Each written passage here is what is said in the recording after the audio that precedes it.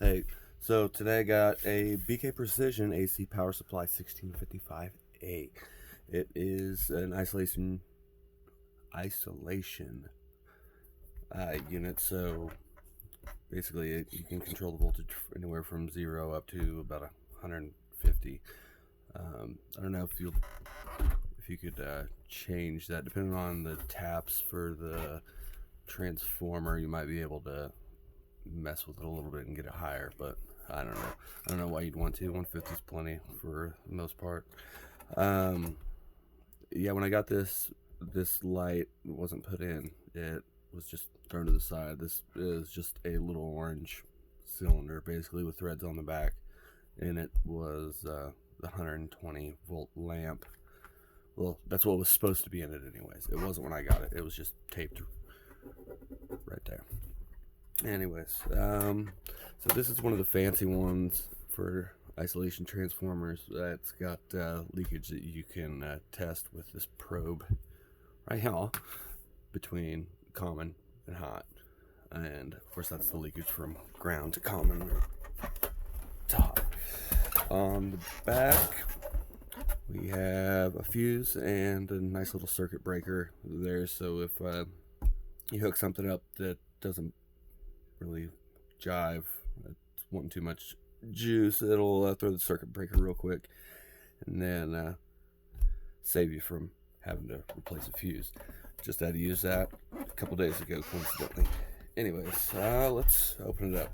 Now this was disgusting as all hell. I had to blow it out beforehand because it was gross. It looked like a Furby exploded in there or something.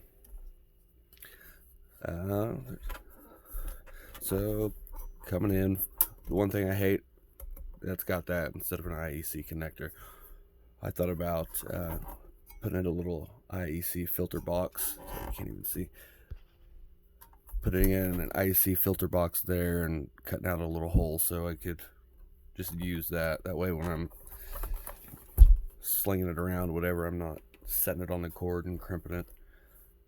But this is like the only time that I've had it out and open in a year and a half that I've owned it. I just decided out of nowhere that I wanted to fix the light, so I did. Don't know when this was made. It's gotta be a little bit old school though, since they are using the terminal tags.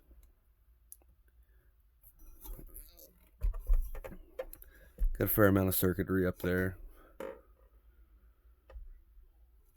Another fuse. Huh. That's probably a fuse to protect the leakage, I would imagine. Can adjust the leakage voltage and amperage for the meter. And that, really not a whole lot. I mean, it's just going into that big ass transformer. The secondary's coming out and feeding over to there. That ground coming up, going to those. And that's actually a lot smaller than I was expecting it to be. Why? I don't know. It just is. That's all I gotta say about that. And for this light, I guess I should have explained it a little bit ago. This is just to show if the soldering iron plug, which is in the back right here, you can, whenever you're using your isolation transformer, you can basically just plug your soldering iron in and have it so it's already pre-warmed up, so when you need it you just turn it up and you don't have to wait that long. Sounds awesome. Anyways, it takes the same amount of time, but I wanted to get it fixed just in case I find another isolation transformer that I want more. I will buy it and sell this one. Can't do that if it's not fixed. I didn't want to look for a 120 volt bulb that would fit in that, so I basically just took a capacitor, a diode, anti-parallel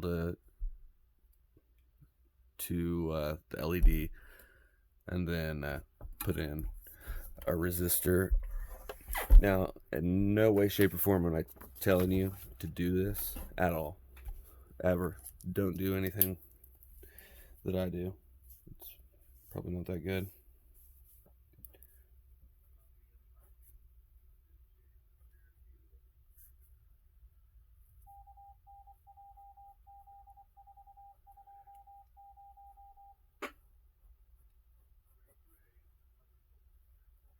I'll put another one series or parallel to it, just because now what controls the current through the diode is going to be what capacitance that has. This is just 2K, so 2K times 2 is going to be the 1K parallel, and yeah, I just did that so it limits the current initially once it turns on, if it's at a peak or whatever.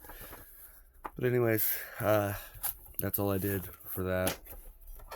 Put a little 3-watt bulb that usually goes on the little star heat sinks, whatever, and that's what I glued in there, like that. If you didn't know what I was talking about, basically just the LED itself is stuck right in there. But anyways, I think that's it. Thanks. See you later. Bye.